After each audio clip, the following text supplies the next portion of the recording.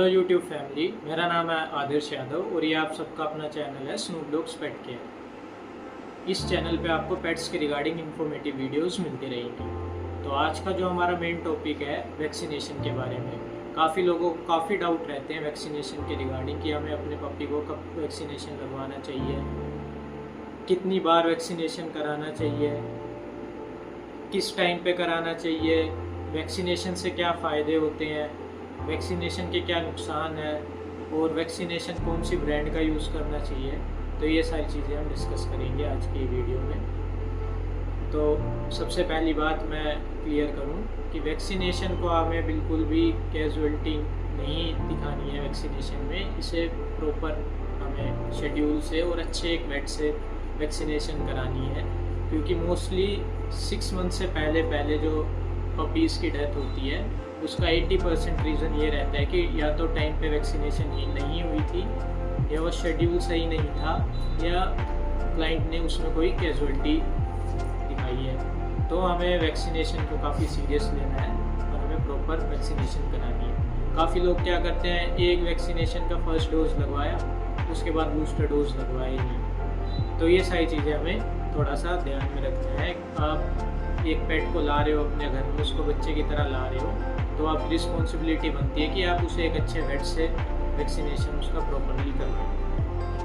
तो अब मैं आता हूँ बात पे कि वैक्सीनेशन क्यों ज़रूरी है। जैसा कि काफ़ी डेडली वायरसेस पपीज़ में आ सकते हैं, जैसे पार्वो हो गया, डिस्टेम्पर हो गया, हेपेटाइटिस हो गया, लेप्टोस्पायरोसिस हो गया। इन सब डेडली वायरसेस से वैक्सीनेशन बच्चे को प्रोटेक्ट करता है। हाँ, मैं यूँ नहीं कह सकता कि वैक्सीनेशन लगने के बाद बच्चे को ये इन्फेक्शन होगा ही नहीं। हो भी जाता है तो बच्चा वैक्सीनेशन अगर बच्चे को प्रॉपर लगी हुई है तो 60 to 70% चांसेस होते हैं कि बच्चा रिकवर कर जाएगा। तो अब बात आती है कि हमें वैक्सीनेशन कैसे कराना है। तो काफ़ी लोग क्या करते हैं, गलती क्या करते हैं कि ब्रीडर से पप्पी लाने के बाद उसको घर पे आने के बाद उसको सीधा एक तो पहले उन्होंने निगला दिया, तो और फिर उसको सीधा वेट के पास लेकर गए और उसका फर्स्ट वैक्सीनेशन डोज करा लें। तो इसमें दिक्कत क्या होती है, वो बच्चा पहले से ही स्ट्रेस में है, वो वहाँ ब्रीडर के पास अपनी मदर के साथ था, वहाँ वो एक इन्वायरमेंट में, अलग इन्वायरमेंट में था। हम उसको एक तो हम पहले ही उसको नए इन्वायरमेंट में लाए हैं, तो वो पहले ही थोड़ा स्ट्रेस में है, और हमने दूसरी गड़बड़ करी कि हमने उसको आते ही निला दिया। तो हाँ, ये चीज़ मैं आपको ऐड कर देता हूँ, हमें कभी भी पप्पी को 3 मंथ से पहले हमें नहीं निलाना है। तो अब काफ़ी क्लाइंट बोलते हैं, काफ़ी लोग बोलते हैं कि हमें पप्पी में से स्मेल आती है या वो थोड़ा गंदा लगता है। तो आप ड्राई वॉश पप्पी को कर सकते हैं, काफ़ी चीज़ें अब मार्केट में अवेलेबल है, तो आप वो यूज़ कर सकते हैं। हमें पप्पी को वॉश नहीं करना है, निलाना बिल्कुल भी नहीं है 3 मंथ से पहले। उसके बाद आप निला सकते हैं। बाकी आपको वेट बता भी देंगे, जिन भी वेट के पास आप वैक्सीनेशन कराने लेकर जाएंगे वो आपको सब गाइड कर देंगे। तो हाँ, तो आप क्या करते हैं, लोग क्या करते हैं, काफ़ी लोग बाहर से ब्रीडर से बच्चा लाए और सीधा उसको वेट के पास लेकर गए और सेम डे उसको वैक्सीनेशन करा दिए। तो बच्चा पहले ही स्ट्रेस में है, वैक्सीनेशन के बाद वो स्ट्रेस में आ जाता है, तो हेल्थ जो है वो काफ़ी डाउन जा सकती है। तो ये गलती हमें नहीं करनी है। बच्चे को प्रॉपर टाइम देना है कि वो इन्वायरमेंट में अडेप्ट हो जाए। उसके बाद 1 दिन बाद, 2 दिन बाद जब आपको लगे कि बच्चा फिट है, वो इन्वायरमेंट में नॉर्मल है, तब आपको किसी अच्छे वेट के पास, आपके लोकेलिटी में जो भी अच्छे वेट हो उनके पास लेकर जाना है और फिर प्रॉपर वैक्सीनेशन आपको करानी है। दूसरी गलती काफ़ी लोग क्या करते हैं कि बच्चा उनका बीमार है, वॉमिट कर रहा है या बच्चे को डायरिया है, तो वो वेट को बताते नहीं है ये और वैक्सीनेशन करा लाते हैं। तो उससे गड़बड़ क्या होती है कि एक तो पहले से ही बीमार था, उसकी इम्यूनिटी पहले से ही थोड़ी लो थी, और वैक्सीनेशन और लगने के बाद वो डाउन साइड आ जाता है। तो हमें कैजुअलिटी बिल्कुल नहीं करनी है, इसमें बच्चे की डेथ भी हो सकती है। आपको प्रॉपर अपने वेट को बताना है कि ये खाना ठीक ले रहा है या नहीं ले रहा है, वो नॉर्मल पूप कर रहा है या नहीं कर रहा है, उसे डायरिया तो नहीं है, वॉमिटिंग तो नहीं है, और थोड़ा लिथार्जिक तो नहीं है। ये सारी चीज़ें आपको वेट से क्लियर करनी है, उनको बताना है। अगर ये सारी चीज़ें हो रही हैं तो आप वैक्सीनेशन को 1 हफ्ते बाद प्लान कर सकते हैं। अब हम बात करेंगे वैक्सीनेशन शेड्यूल के बारे में।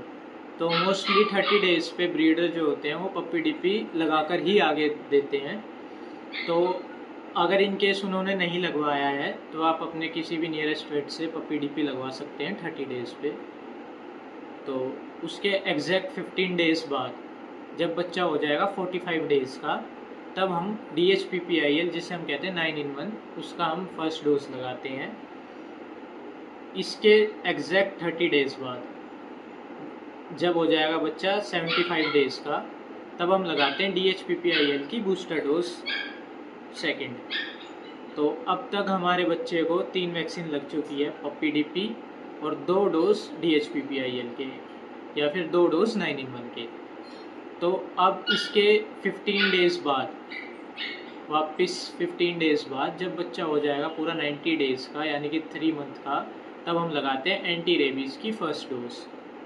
अब तक बच्चे को लग चुकी है पप्पी डिप्पी, 2 DHPPIL की डोज और 1 एंटी रेबीज़, और अब बच्चा हो चुका है 90 डेज़ का। अब 90 डेज़ के एग्जैक्ट वापस से 15 डेज़ बाद जब बच्चा हो जाएगा 105 दिन का, तब हम लगाएंगे DHPPIL यानी कि 9-in-1 की थर्ड बूस्टर डोज, और उसके साथ हम लगाएंगे कैनाइन कोरोना की फर्स्ट डोज। और फिर वापस से यही शेड्यूल हम फॉलो करेंगे। इसके एग्जैक्ट 15 डेज़ बाद बच्चा हो जाएगा 120 डेज़ का, अब हम लगाएंगे एंटी रेबीज़ की सेकेंड डोज और कैनाइन कोरोना की भी सेकेंड डोज। अब रह जाती है हमारी कैनल कफ। तो हम इसी शेड्यूल में बीच में मैच करवा सकते हैं कैनल कफ, जिसे हम बोल देते हैं केसी। अब मैं आपको बताता हूँ केसी क्यों ज़रूरी है। केसी हमारे रेस्पिरेटरी ट्रैक्ट को वायरसेस से प्रोटेक्ट करती है, जो भी रेस्पिरेटरी डिसऑर्डर्स होते हैं बच्चे को उसमें वो प्रोटेक्ट करती है। तो केसी भी काफ़ी इम्पोर्टेंट वैक्सीन है, ये भी हम लगवा सकते हैं। तो अब पप्पी की वैक्सीन कंप्लीट है, मतलब कि ये मान लीजिए ये शेड्यूल फॉलो होने में 6 से 7 मंथ लग जाते हैं। मतलब अब तक बच्चा 6 महीने का या 7 महीने का हो जाएगा, या हो सकता है थोड़ा पहले भी हो जाए, वो डिपेंड करता है कि हमने वैक्सीनेशन कब स्टार्ट करा था। तो अब काफ़ी लोग गलती क्या करते हैं, वो सोचते हैं कि हमारे डॉग की वैक्सीनेशन कंप्लीट हो चुकी है, अब हमारे डॉग को वैक्सीनेशन की कोई ज़रूरत नहीं है, तो लाइफ टाइम उसके बाद उसकी कोई भी वैक्सीनेशन कराते ही नहीं है। तो ये हमें गलती नहीं करनी है। अब इसके बाद हमें ईयरली वैक्सीनेशन हर साल हमें अपने वेट से करानी है। ये सारी बातें आपको आपके वेट बता देंगे, पर मैं फिर भी इंफॉर्मेशन के लिए आपको बता देता हूँ। काफ़ी लोगों के डाउट रहते हैं तो मैं आपको बता रहा हूँ। ईयरली वैक्सीनेशन हमें प्रॉपरली हर साल करानी है, उसमें वापस से ये रूटीन फॉलो नहीं होगा। घबराने वाली कोई बात नहीं है कि आपको वापस से 7 महीने तक वापस या 6 महीने तक वापस ऐसे वैक्सीनेशन करानी होगी।